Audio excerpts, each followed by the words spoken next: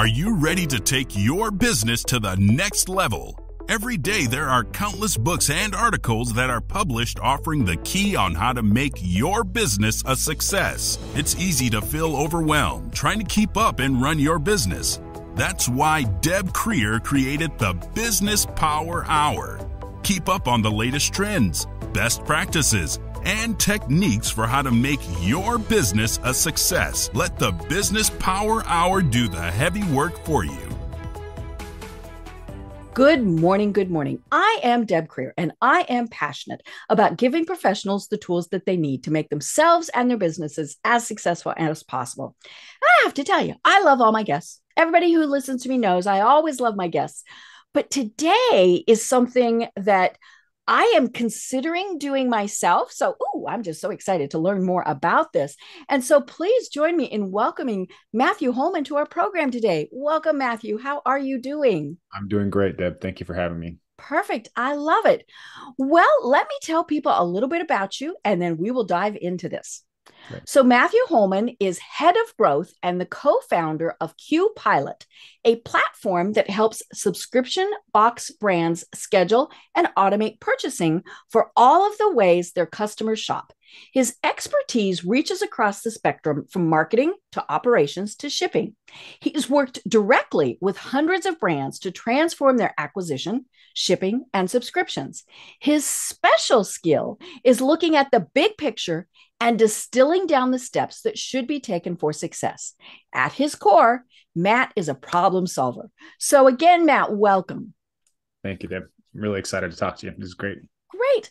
Well, I always like learning about how my guests got to where they are today. So tell us a little bit how you discovered that this is, at least for right now, your passion in life. Yeah, it's a really great question. There's kind of backing into a little bit. As a marketer, we often find we try to do what everybody else is doing. We're running ads, we're creating landing pages, sending emails.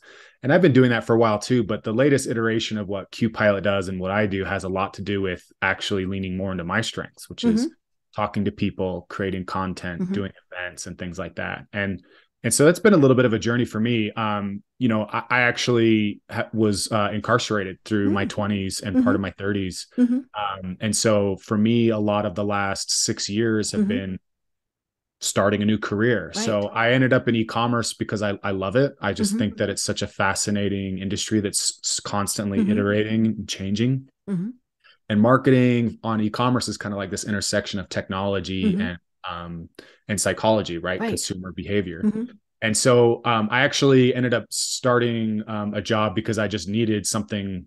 I wanted to do something fun. So I ended up working with some guys in shipping. Okay. And that was kind of complicated and difficult. And getting good at explaining how shipping works for e-commerce means you can pretty much explain just about anything. Right. Maybe short of nuclear physics or banking. Especially this week, right? Yeah, exactly. But I was working at a previous company and I enjoyed it, but I kind of started to get a little frustrated in the sense of not being included in a lot of the decisions for the company's direction, right? And so I kind of face one of those pivotal moments in a career where you're like, do I want to be the person who's going to sit here and complain all the time, or do I want to put up and shut up, right? Put up or shut up, right? So I had the opportunity to join QPilot. They were looking for a co-founder. QPilot does a lot of stuff with shipping. It was actually made a lot of sense. And so going out on the entrepreneur route, it's a lot of risk. It's scary, but I've loved don't regret the decision at all. So yeah. I love it. And we were talking before the program. There's so many different ways to actually use a subscription service. Right. I think many of us are used to the Amazon version where your vitamins, your whatever just appears. And that really is, that is probably one of the easiest ways to do it. But so many people don't want to be part of Amazon. So many businesses don't. Right. So tell us a little bit more about how a subscription service actually operates. Sure. Yeah, for sure. I think there's a lot of different versions of that, right? Like you mentioned, like getting supplements. You could actually have a Netflix subscription, a newspaper, gym membership. I think at its core, it's really about two things, right? The business is providing a set of predictable services that Right. they often have productized, right? So it's Mm-hmm. easy for them to kind of deliver them. And the Mm-hmm. customer is getting something that they value, Mm-hmm. that they want on a consistent basis. And so that, I think subscriptions often they look really, really flashy for some companies because Mm-hmm. it's predictable revenue, and that's Right. great, right? And But you don't have somebody sending out invoices right, every month or whatever. Mm-hmm. credit cards on file, it's just Mm-hmm. getting hit every month. That, Mm-hmm. that makes it really, really easy. I think what makes subscriptions really interesting though is this opportunity to, like, you can have a greater engagement with your target audience. Mm-hmm. So it's like, if you're talking about wanting to do a subscription service for, say, like lawn care, Mm-hmm. right? Local neighborhood, you might be selling to people to get them to cut your Mm-hmm. lawn. The fact that you're out there selling that and you're having a relationship with them, Mm-hmm. what if that some of your customers say, hey, do you trim trees too? Like, Right. And you what can't about, really do that with, say, Amazon. right? Right. And if you're just selling something a one time, if you're just selling Mm-hmm. something to somebody, they're not seeing that as a relationship. Mm-hmm. Whereas a subscription is actually kind of a Mm-hmm. relationship, Right. like, so that engagement opportunity gives businesses like a lot of Mm-hmm. information and a lot of opportunity to develop products and Mm-hmm. other services that they want to sell to their target Mm-hmm. customers. Yeah. And it's interesting because, I don't know anybody who doesn't have some type of subscription service, and typically it is going to be things like Netflix or Audible, or whatever it Right. is. But it never really occurred to me that it could be so much better for small businesses. And as you were talking about the lawn care, I thought that's my trash guy. I live in an area where trash is privately contracted, trash service. And and so there's, I don't know, 4 or 5 different companies. We picked the one that was here before when we bought the house. That was just Right. easy. But yeah, once a month I get an invoice from them. And now they don't I don't know if they have it automated or not. But I do get the automated emails and things like that. And so it's, yes, and it will tell me, hey, you didn't pay last month. Because the email went into spam or whatever. But yeah, I could really see where if you are a small business, a landscaper, whatever it is, having this automated is just going to save so much time, Right. because you're not, I think of like the little kids, the little paperboy kids, who used to have to go to the door and say, I'm collecting, and they might get paid, they might not. But yeah, and then you are able to focus on doing your business. Exactly. And I think too, this is a discussion I've had quite a bit with a lot of business owners and Mm-hmm. Across the spectrum. Mm-hmm. And really, if you think about it, what kind of service or product would you like Mm-hmm. to be investing your time in? Is it Mm-hmm. going after one-time purchasers that you Mm-hmm. try to get them to buy again and again, or is it an Mm-hmm. engaging relationship where they're agreeing to buy from you Mm-hmm. into the future? Right. And they're not always, it's not always just easy to say, oh, one's easier than the other. They Mm-hmm. both take work, but if Mm-hmm. you're going to invest time and effort in building a business, Mm-hmm. why not go after greater engagement, Right. relationship, Mm-hmm. predictable revenue? And so almost any business can be shifted or structured in a Mm-hmm. way to support a subscription-based Mm-hmm. offering, I think. Right. And I'm thinking about the other ones that I get, and it's exactly what you were saying. I get this monthly email and it says, hey, we now offer, or did you know we've got this? And when I buy my filters for my refrigerator from Amazon, that doesn't happen. This air filter appears, right? But yeah, when you're a small business, you can reach out to folks and say, we're a landscape company, but did you know we also hang Christmas lights? Yes. Or, whatever it is. The funnest one I've run into, at least recently, is, and I'm a guy, so skincare is something I've ignored for a long part of my life, right? But I've been trying to get better at it. And I've had a few different products, I've tried some of what my wife uses. Mm-hmm. And I started taking an endurance supplement earlier this year because I'm training for some races and stuff. And it works. So Mm-hmm. it's like, Mm-hmm. I trust these guys, because that's also another thing. Supplements is like, you sometimes wonder if they're working or not. Yeah. I mean, is it doing anything? Mm-hmm. Right. So it works. I felt a drastic difference taking it. And then they launched a skincare routine like a couple weeks ago, which I would normally never buy from some online, because they all say the same things. Mm-hmm. It's going to moisturize. It's going to heal. It's like, right. Might have sunscreen. Yeah. Mm-hmm. Right. Exactly. Mm-hmm. But since I already have a product, I'm already buying from them, and I already trust that at least their other product line works. I bought it, and you know, I like it. And it's kind of weird to say I bought skincare as an upsell from an endurance supplement company, but I did, and it worked. Well, then does it make you wonder, ooh, what other products do they offer? Absolutely. Absolutely. Because again, we live in an age where people are skeptical. There's so many things out there. And I think we're lazy. Yeah. Well, exactly. And so when we can, a subscription again is an opportunity for a relationship. It builds trust. I think once you start to build that relationship and that trust, then people are going to be now, if it's something totally foreign, like your lawyer says, they start offering garbage pickup. You're going to be, I don't think so. But if your lawyer said, hey, we actually have brought in an accountant now, and we offer accounting service, like we have a CPA on staff too. Do you want us to do both of those things for you? Like you probably listen at least and look at that offer. Right. Yeah. You know, and like we said, and maybe it's not that we're lazy, it's we're busy.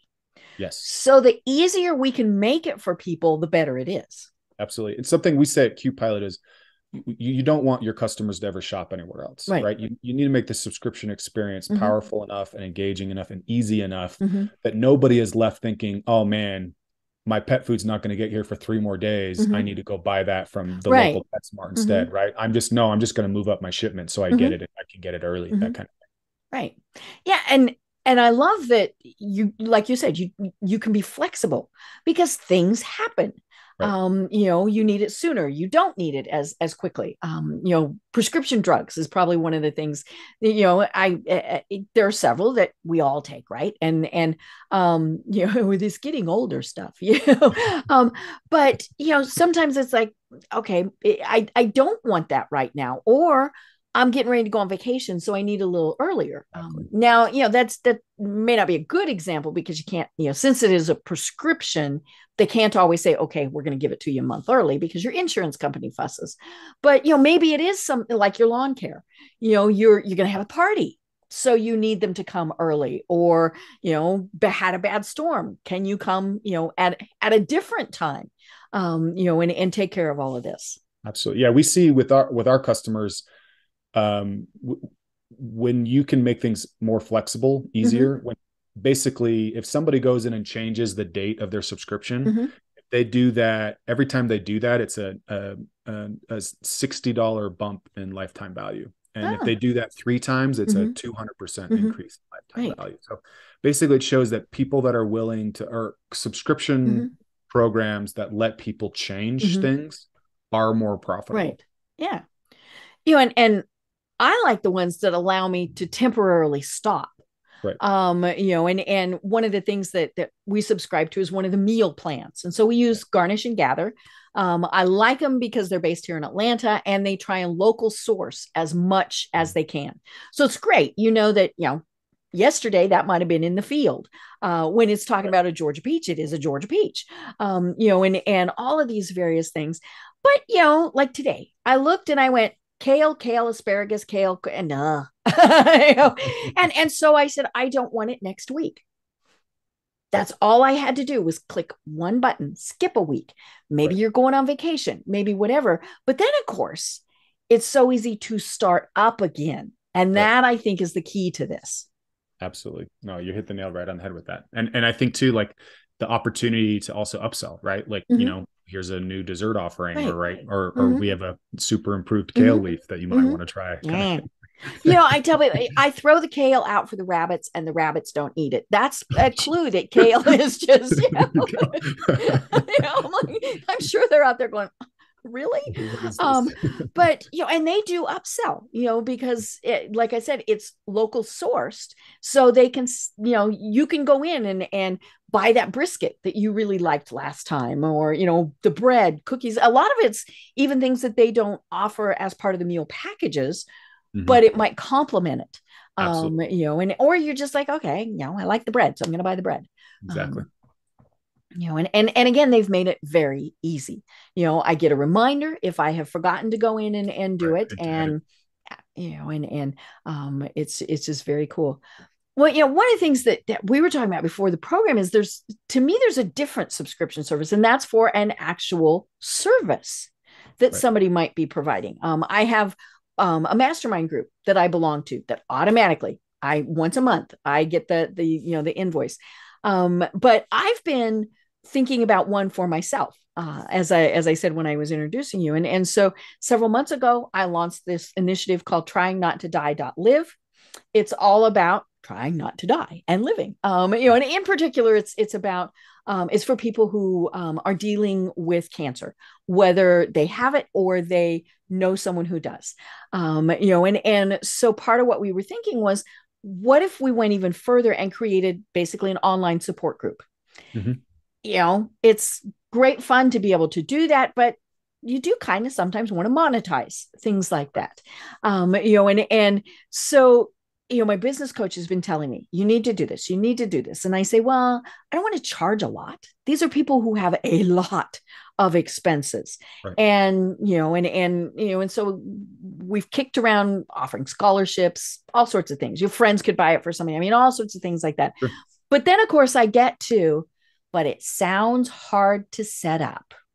So how would I go about doing this? Because I really do. I mean, that is exactly what I think. I'm like, it's a good idea, but is it, what's interesting about this is like, there is actually a lot of technology out there to help manage that. So like, if you're talking about something like Patreon or Kajabi, right? There's a lot of software options that make it easy to create almost like a paywall, right? Okay. Like behind in order to create a membership group. So like for example, I'm in a marketing group where, the subscription comes through Patreon and all of the activity is in a Facebook group. And so there is a little bit of work on monitoring and, making sure the person requesting to join the group is also through Patreon, right? There's the same email. But that's about as much work that goes into that. I think what ends up being harder isn't actually the management part of that, but it's making sure you're creating a good offer, right? So talking about like what kind of services would be of value to people that are seeking for this kind of thing, right? And I don't know, maybe scholarships, maybe the idea that somebody could buy it for a loved one would be a really great opportunity. I do think the idea that maybe you're giving some of the proceeds as scholarships or donating to like, foundations or other things. I think that could be also another way to like motivate people, but it really comes down to like demonstrating really good value. Like, what are you going to get out of being in this that gets somebody to sign up? And then what kind of value are they seeing over time? And to me, that's kind of what ends up being kind of tricky is aligning those interests with what you think people want with what they actually want and what they're actually getting. And that's where things get kind of tricky. Right. Yeah. And our thought is that, we would have guest speakers and, and it would be something that only the members of this group would be able to hear. And it could be physicians, could be nutritionists, could be meditation experts. I mean, all sorts of things. And then of course it can't be an auto renew. It has to, because in this situation, people's situations change and they, for good and bad, they might go, hey, this is great. I'm cured. I don't need to talk to these people anymore. But things could also change the other way. And so we would want them to be able to once a month say, yes, I want to continue this, which makes it a little bit more complicated. That does. And, the other hard part about that is if you ask somebody if they want to cancel, basically a high percentage will just say yes. Right. So again, that's how you word it. Do you wish to continue receiving this wonderful content? It's something. So I advise our customers and other people, like, if you're sending a text or an email, you don't just flat out say, do you want to cancel? Right.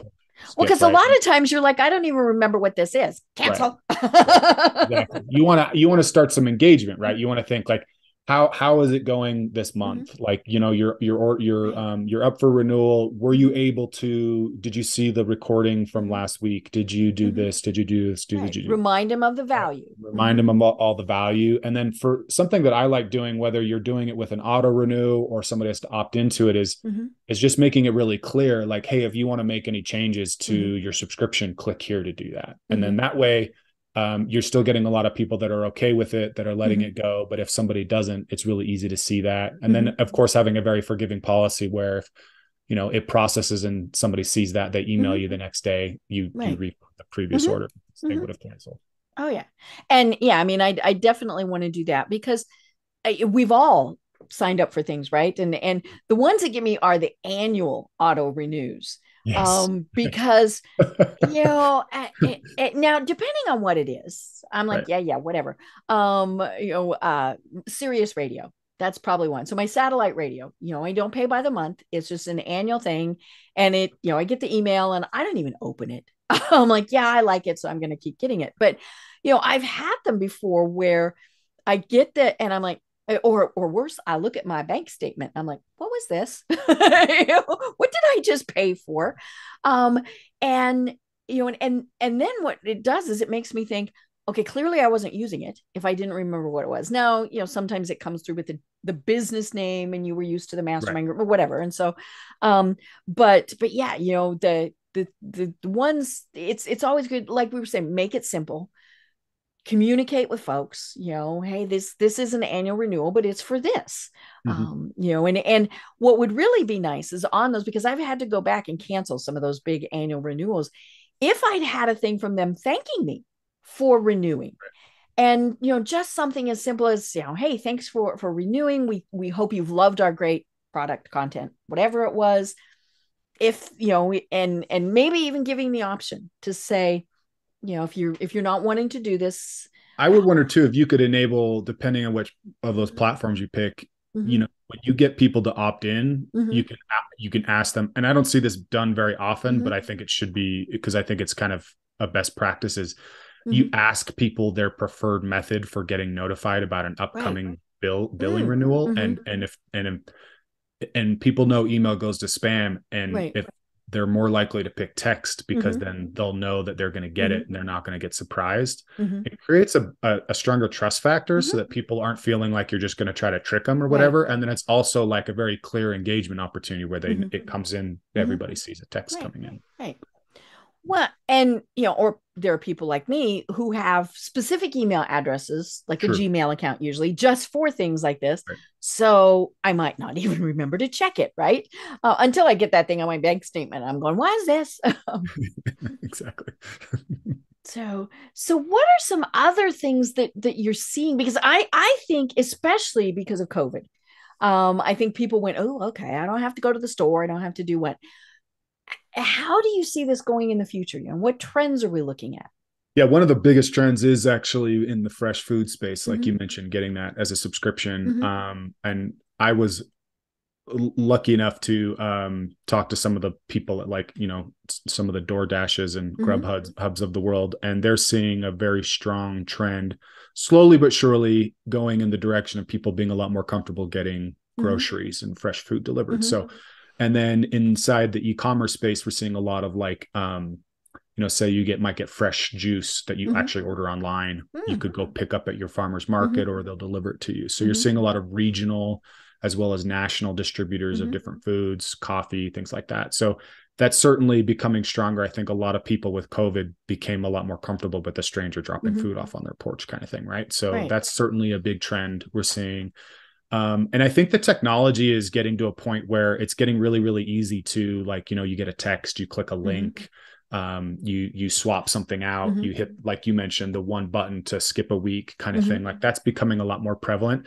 Where I think it's really interesting is, there's a lot of people for a long time have talked about this Internet of Things, where basically like our smart home will make all our decisions for us.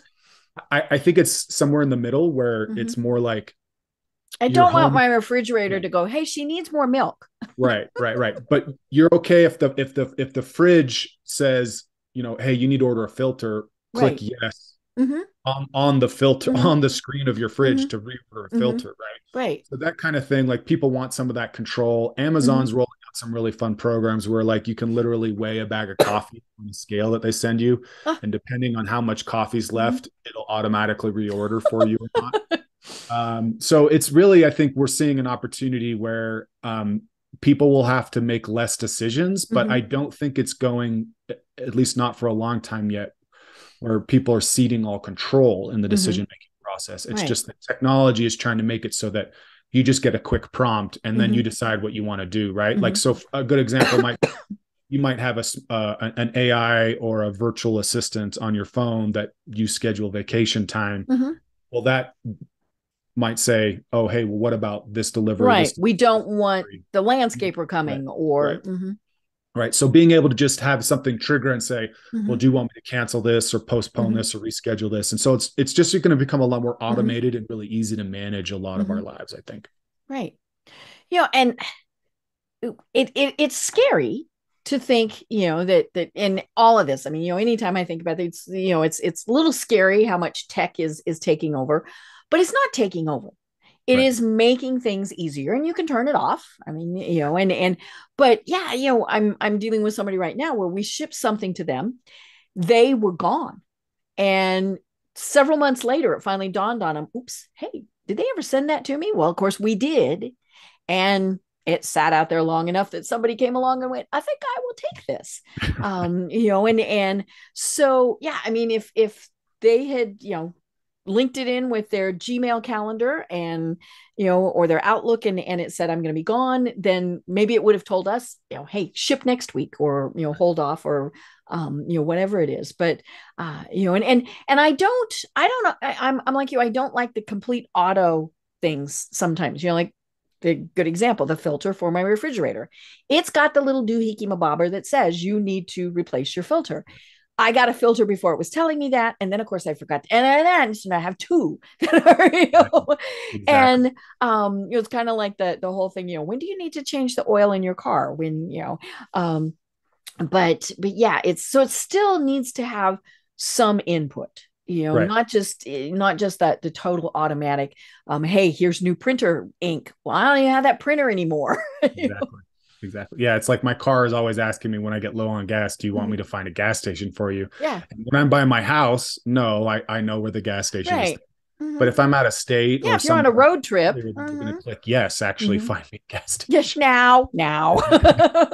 And I do think that's kind of the point, is that we've seen, especially in technology, this idea or this vision or dream of like people not having to do anything. And I've actually worked with some pretty large brands that have tried something like that and had it kind of blow back on them because people still believe they're going to know better than even a brand might, with a team of scientists and all these people on what's best for you. People still want to make choices for themselves, right? I don't care what a dermatologist says I should be putting on my skin. I'm going to test what I should put on my skin and then order what works for me, right?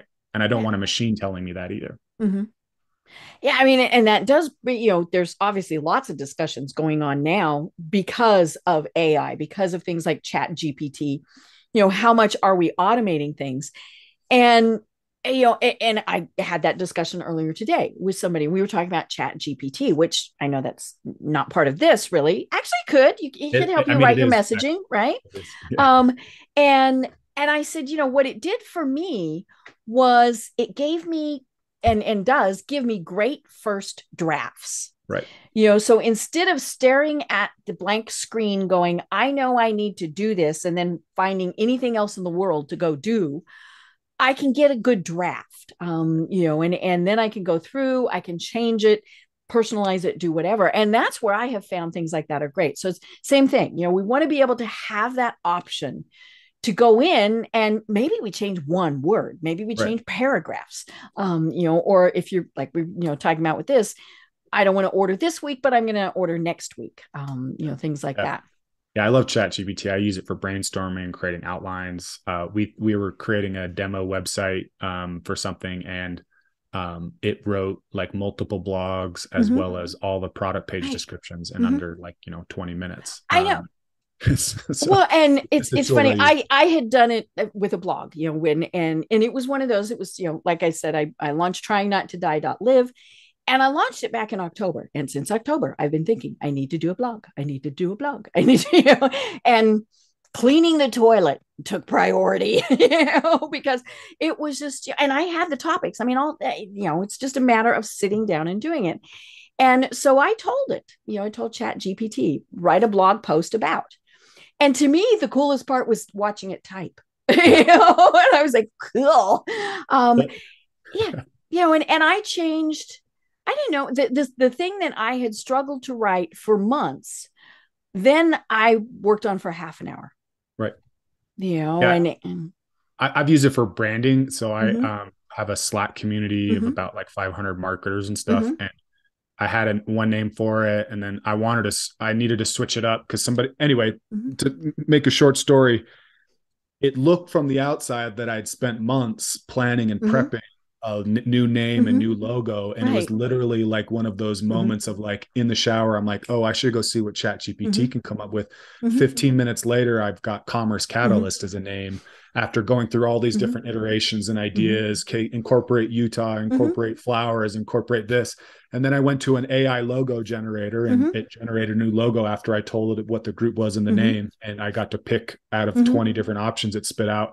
And so it makes me look like I'm running this huge branding shop when in reality, I just used some AI tools that made my life really simple. And what it did was it freed you up to do what you really needed to be doing. Exactly. And I think that's where people are messing up.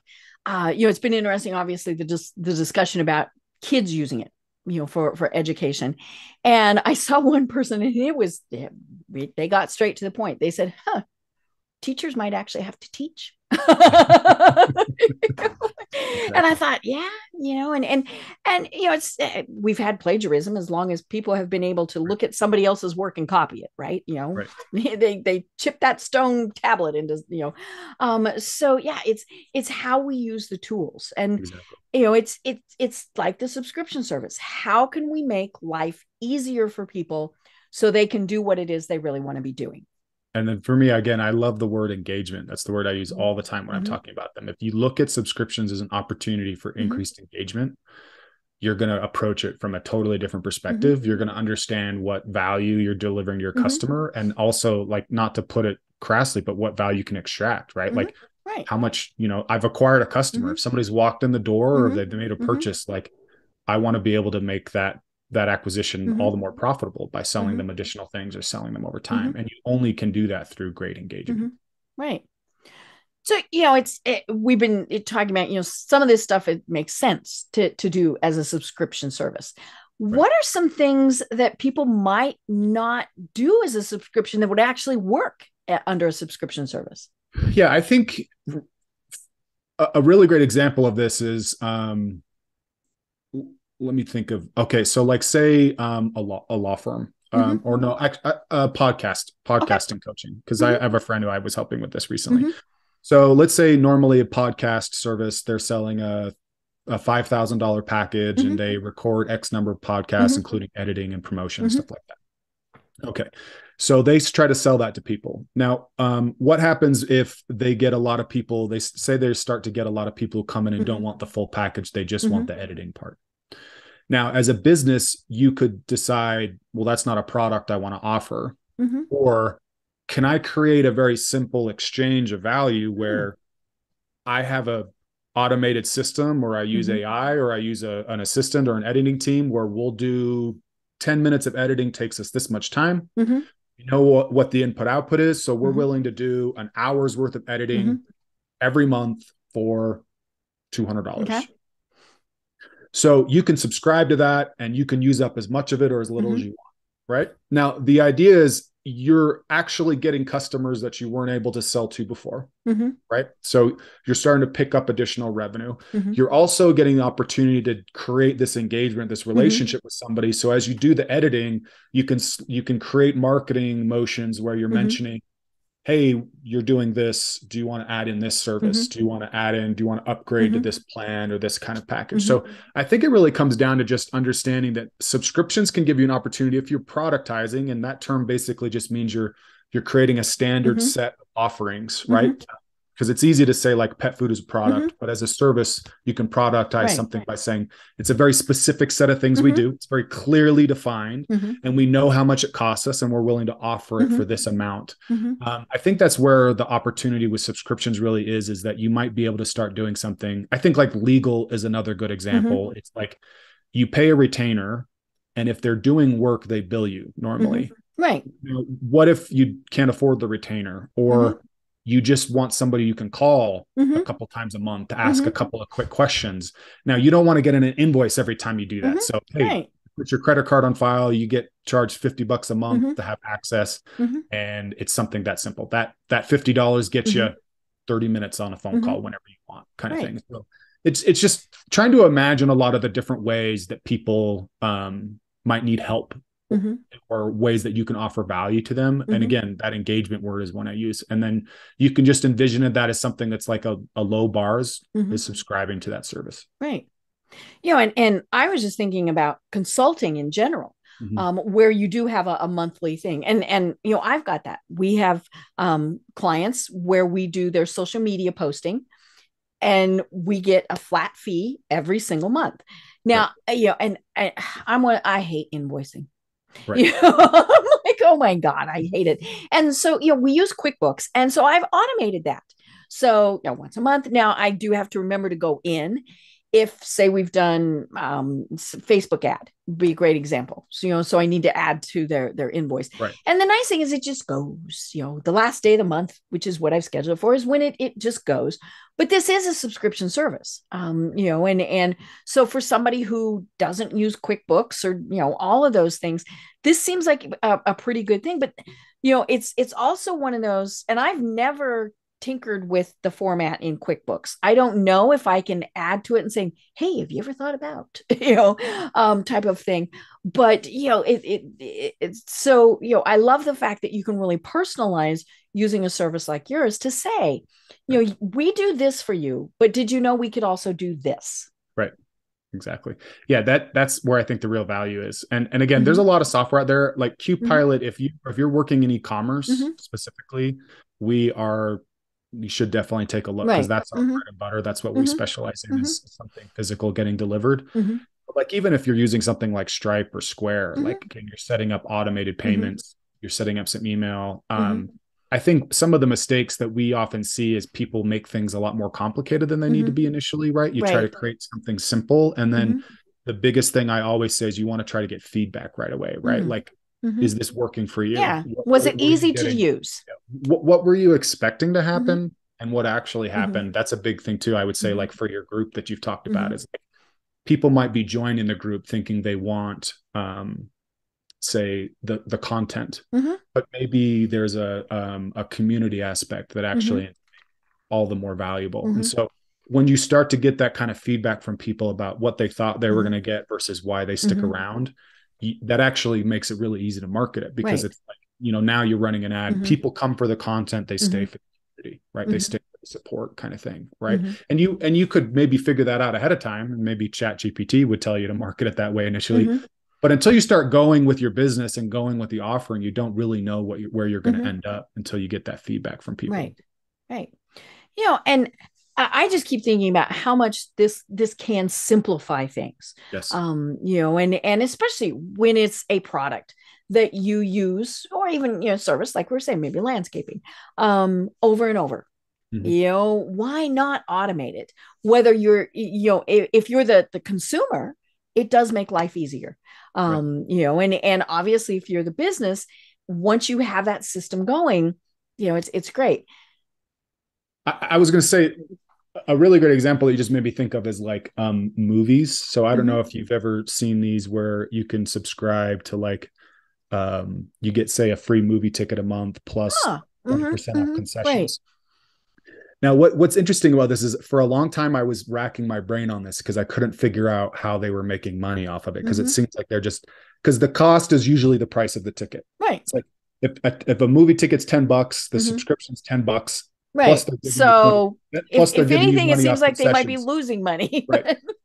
But what I found from doing some research and then brands that we work with as well, because over the last few years, is that most brands are finding that when somebody buys that, it's actually a really, really strong signal that they are going to spend more at your business than somebody else will.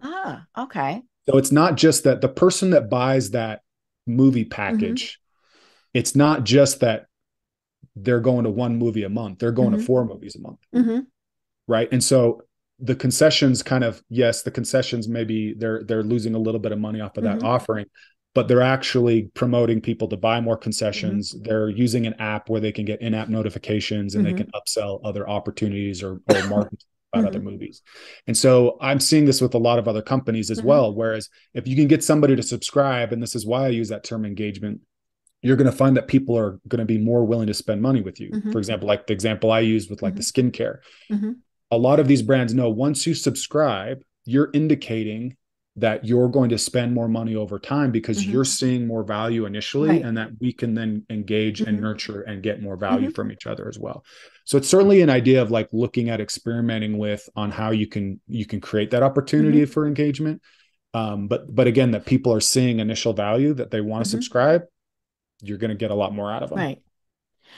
So as you were talking about that, I was wondering, we hear about funnels and drip campaigns and all of those things. Uh, would it be possible? And a movie is a great example of that. So, your whatever theater, you actually send out a weekly email. Hey, Mhm. here's what's being released this week. But only once a month are you sending out that, hey, you subscribed, you get here's your free ticket or Right. whatever.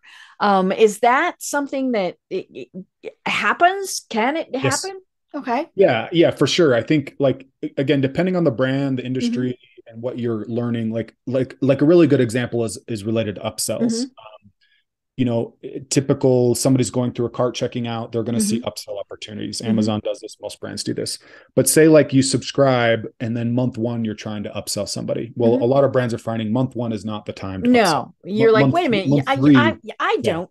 I'm just dating you. I don't want to get married. Mm-hmm. So it's sometimes it's about figuring out Mm-hmm. the cadence you want to Mm-hmm. upsell people. But I think there should always be something related to, if somebody's subscribing, they're indicating they want to hear more or they're interested in Mm-hmm. your product. So thinking about giving people weekly updates on movie Mm-hmm. releases or new products or features, Mm-hmm. plus that extra touch point Mm-hmm. related to the subscription itself. Right. So again, depending on the brand and what you're Mm-hmm. doing, you can play with that. But yes, you should be thinking about, this is what I'm marketing to Mm-hmm. everybody on my email list. This is what I'm marketing to my subscribers. Mm-hmm. And this is what I'm marketing, and then ways I'm creating additional engagement Mm-hmm. or value through that marketing. Mm-hmm. Right. And I'm always real big on, there should be value that people get without paying. And whatever it is, have something. So, back to the movie theater thing. Okay, maybe you link to articles that are talking about the Oscars. I'm one of those. I like the fashion, and so if I get an email that says check out what people wore to the Oscars, I might click on it. Right. And otherwise I'm going to have to stop and think and go and find it myself, and other things come up. But yeah, so then the next email I'm thinking, what are they going to tell me now? Right. Maybe they're, it's an interview with, somebody and things like that. But yes, and I think that's, so many times people say, well, we don't want to give stuff away. Well, to me, the giveaway part, I mean, you are going to have people who take just what you give Right. and never go further. They want more and never. Yeah. But the idea is you give them just enough so that they go, okay, I'm going to take the next step. Like we've got a thing on our podcast website. Do you want to be on podcasts? Here's what you need to do. Right. And that is designed to get people into contacting us. Can they do it without a shirt? But do that's they the really example want? yeah. Mm-hmm. That's actually the example I was going to use, is say, Mm-hmm. like in the podcasting example, somebody subscribes to an email, Mm-hmm. or they buy maybe that small package, and then you're sending them regular content or tips or tricks or expertise. Right. Like, it's a way to demonstrate expertise, and it's a way to, again, create engagement. You want people to open those emails, look to you as a resource, because that's who they're going to buy from when they have questions, or refer you to somebody, right? Yeah. And you just used a word that, is my bugaboo, and my, and that's regular. How many times do we get somebody to click to download? They buy, they do whatever, and then we never contact them again. We've got, we've got their information. That's why we did a lead magnet or whatever. And then, crickets. So that is, of course, one of the important things with this is this, obviously with a subscription, it is not a one-shot thing. And that's where you build that loyalty. That's where we're top of mind. It's like, okay, I bought this from them. They're good. Let's see if they can do this, as opposed to, I'm going to just Google it and see what comes up. Exactly. Yeah. I think that's you're making me think of I have a subscription newsletter that's free. And, it's one of those funny things. Sometimes if you don't ask, you're never going to get, right. So I have people that are getting my newsletter, and I'll try to regularly. I haven't done it in a little while Mm-hmm. since you just reminded me. I'll go through recent subscribers and see who's opening, and if they have a website, Right. I'll look at their website and Mm-hmm. see, oh, is this somebody I could potentially sell to? And sometimes it's not like, oh, I just send them a sales. It's no, it's a, hey, would you be interested in working with me directly? Right. And sometimes people are like, yes. And sometimes people don't reply, and Right. that's fine, but you're never going to know unless you actually, you're not going to get a yes if you don't ask. Exactly. Exactly. So how would somebody get started doing a subscription service? Like I said, I think about it, I'm like, ugh. Yeah, I think there's really, I'll mention it with kind of two different ways. So if you're in e-commerce, you're most likely on like Shopify or WooCommerce. Right.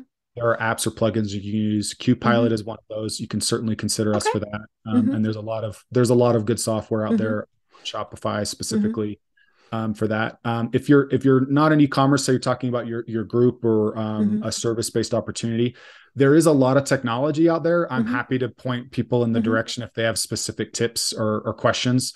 I would say, like, vetting good technology, you want to identify what your top like needs are, right? Like, for example, some systems are better at gating content on a website than others. Like, for example, you embed a widget on your site and nobody can access the blog page unless they've subscribed, right? As opposed to the one I mentioned with, like, you want a Facebook group and you just want to hit somebody's credit card every month, right? You can just go to Square or Stripe and sign up for those. So evaluating the technology is certainly a piece of that. Again, I would always keep it really, really simple. A lot of the most common mistakes I see are people making it overly complicated, right? Like, you go here, you sign up, and then this is going to happen, and then this is going to happen. Yeah, and I'm like, no. It's you try to come up with like that one thing, and then you're just trying to sell that one thing, and then figure out if that's enough or what else you need to add to that. It is a good way of doing that, and then understanding that one thing, that MVP or minimum viable product. You can then evaluate software to see what's going to make that easy for you and not be too expensive, because a lot of the subscription apps are going to take a percentage of the sale, right? Like Patreon's like 10%, something like that. Yeah, I mean, there's processing fees. Exactly. Right. So that's how I would approach it, is start thinking about what's the offer I want to make, the value, and what do I need to make that happen from a software standpoint. And then I always, again, another big mistake is not collecting data. So I was just thinking of that. Do you have contact information, and specifically an email and or text, whatever, for your clients? Right. And asking a few simple questions. If you're on Shopify, it's like using a post-purchase survey, right? If you're using, or like adding in cancellation surveys, even if it's something like it's an email that just gets triggered when somebody cancels, and you're asking, why did you cancel? Why did you abandon us? That's about as simple as it gets. And you could use something like that. Klaviyo actually has a lot of really great tools for doing that thing. But really, I want to start to learn any good subscription program. I want to know the most important things are, why did somebody subscribe? If they didn't subscribe, if I could get why they didn't subscribe, what they're expecting to get, because that's often different than what you think. Like again, with your group, you have a lot of assumptions about what value people are going to see. And then people are going to come with their own assumptions. And then, why did people cancel? And then for all of these things, especially the why people canceled, it's you need to be asking why as possible. So just as a quick story on that, we work with a pet food brand called I Heart Dogs, and they have a great program where they donate a portion of all their sales to shelter pets, right? And so they're running a subscription for a while and just collecting cancellation reasons. And a very common reason with physical subscriptions for people to cancel is, I've got too much of it, right? I've got a pantry full of pet food. I don't need my subscription. Fifi didn't eat as much as we thought Fifi was going to. Exactly. So that's the thing, though, is that you get that answer, but it's why. Right. Why do you have so then you need to put a hold feature on there. Right. And so they found out that people were ending up with the wrong amount of product because they actually didn't know how much to order initially, because Fifi's this big and Fido's this big, and they need different amounts of pet food. Are you getting a 25-pound bag every 2 weeks? Exactly. And so they actually took that information. And again, this sounds so obvious, but until you're actually doing it, you don't really start to pull out these little truths. So they went back and they fixed their initial order page. So it was easy you picked based on size of dog, and it made a product amount recommendation and a frequency recommendation. When they did that, their initial conversions went up I bet. big time. Yeah, like 30%. Mm-hmm. And their retention went up like Mm-hmm. 40% because Mm-hmm. now the main reason why people, they knew how much to order. Mm-hmm. So the subscriptions across the board, another one that I was working with, their same thing, too much product. Mm-hmm. But their brand, it was because people weren't getting in the habit of using it consistently. It was a Mm-hmm. new for them. Mm-hmm. So instead of just like giving away gifts or giving away discounts to get Mm-hmm. people to stick around, they actually went back and invested in like explaining how important it is to create habits, Mm-hmm. you know, that kind of thing. So Mm-hmm. again, getting into those reasons and then Mm-hmm. diving into the reason why, and then you can start to iterate and Mm-hmm. improve and figure out, oh, you know what, this tech stack, this Mm-hmm. software we've been using, it doesn't have this Mm-hmm. widget. We need that over here. Mm-hmm. We're going to go switch softwares, Mm-hmm. that kind of thing. Right. And of course, the technology does exist. Right. We're not reinventing the wheel here. I was thinking about the dog thing. I mean, one of the questions could be, how much per day do you feed your dog? Right. Cup, 2 cups? Do you even know? I mean, are you the person who the dog bowl is empty? I pour more food in it. Right.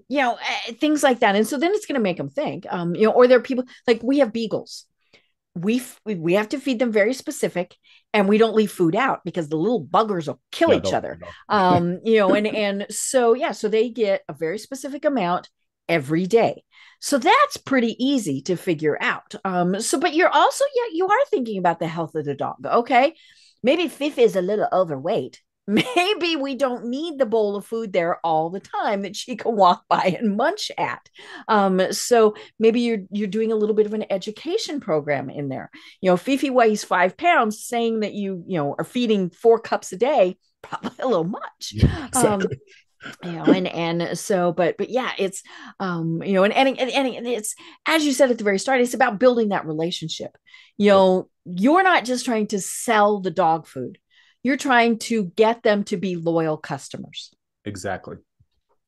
And you're trying to get them like to have a great experience with their pet and what they're buying from you. Because if you're selling pet food, you damn sure you can sell treats, toys, other things. And so again, that engagement opportunity is so important because as people start to trust you and your brand, it's just going to become that much more simple to include some of those other products in your offering. And you can add in, other personal touches. I mean, one of my favorites is Chewy. You can Chewy is set up where you can subscribe. And if you cancel and say it's because the dog or cat or whatever has passed, they send you flowers. I mean, and so that means that somewhere something is triggering and some little person goes, oh, must order these people flowers.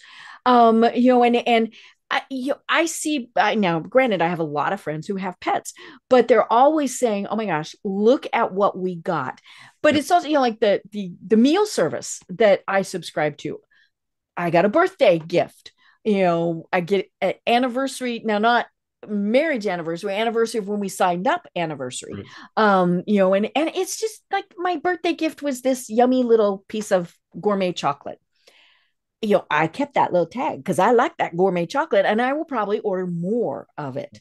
And clearly the database triggered it. And when they were packing my stuff, it said, toss in the birthday chocolates. Somebody wasn't going through the Excel spreadsheet or whatever and going, oh, hey, Debbie has a birthday. And it was the birthday week. I mean, that was the other thing. It wasn't, I'm always amused when, my birthday's in February. The very first part of February, I get cards from several people. This is your birthday month. So it's great that they thought of me, but the fact that, they just send them out once a month, I'm like, okay, that took effort, but not, Right. Well, that Chewy one, everybody talks about it when they get it. And I know, like, I'm sure the data supports this in the sense of like, people that have a pet that pass away are going to have other pets. Right. And so and so you're going to go, hey, Chewy was nice. We're going to order from them again. Certainly worth the investment. And again, I think a lot of those companies, you start to get that data and you start to understand what people like, what they respond well to. And that's how you should be approaching it. Right. Well, oh my gosh, Matt, this is so much fun. But we've only got 5 minutes left. So tell us specifically about what are the services that QPilot, sorry about that QPilot provides. I'll tell you two things. So first, I do have a newsletter called Subscription Prescription that comes out every week. And that's related to a lot of best practices related to acquiring and retaining customers, how you're going to sell to them, upsell to them, those types of things. So would welcome anybody who's working with subscriptions to subscribe to that. Second, if you are doing any work in e-commerce with Shopify or WooCommerce, and you're selling a physical good that you'd like to put on a subscription, or you've been doing that and you want somebody else, you want to work with somebody's, something I said you liked. But we certainly do really, really well with those programs. We're all about flexible subscriptions, making it really easy for your end customers to change and manage everything, because we believe that's kind of the power and future of subscriptions, is having control there. So if anybody's dealing with that, they should certainly talk to us. Again, for me, I do a lot of free consults related to that, regardless of whether you're using us or not. So if you want to pick my brain on subscriptions, I'm always available. Perfect. So how do people find you?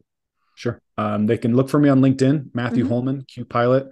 You could also go to qpilot.com or email me at matt@qpilot.cloud. Switching the .cloud, but yeah. I love it. Yeah, I was noticing that you're .cloud, and I was thinking, well, that's appropriate because you're in the cloud. We are in the cloud. Yep. Right. That's right. Right. Yeah. I mean, we're trying not to die .live. Yeah. Right. Exactly. Yeah. Not .com. But yeah, and you've got great examples on your website. It shows, okay, this is how it can be used. So people can kind of get is this something that even works for us? Yes, no. And then they go from there. Absolutely. Absolutely. Cool. I love it. Well, like I said, Matt, this has been absolutely fascinating and so much fun learning more about what you do. And I'm guessing that a good many of the people who are our listeners and our viewers are thinking, okay, I could do this. This is something that we do. And so I'd love to chat with you again and have you on it at a future date. But until then, do you have any final thoughts that you want to leave everyone with? Yeah, I would just say it's been said a million times and it's going to be said a million times more, but talk to your customers, your potential customers, find out what they're not getting or what more they want. And that's, I think, the real secret to building a great subscription program. I love it. Well, this has been so much fun. And I've learned, I mean, that people always ask me, will you get out of doing your podcast?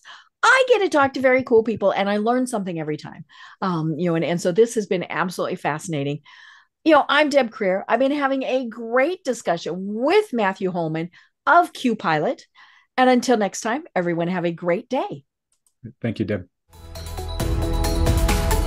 Tune in for our next program for even more trends, best practices, and techniques for how to make your business a success. The Business Power Hour, hosted by Deb Creer, is proud to be part of the C-Suite Network.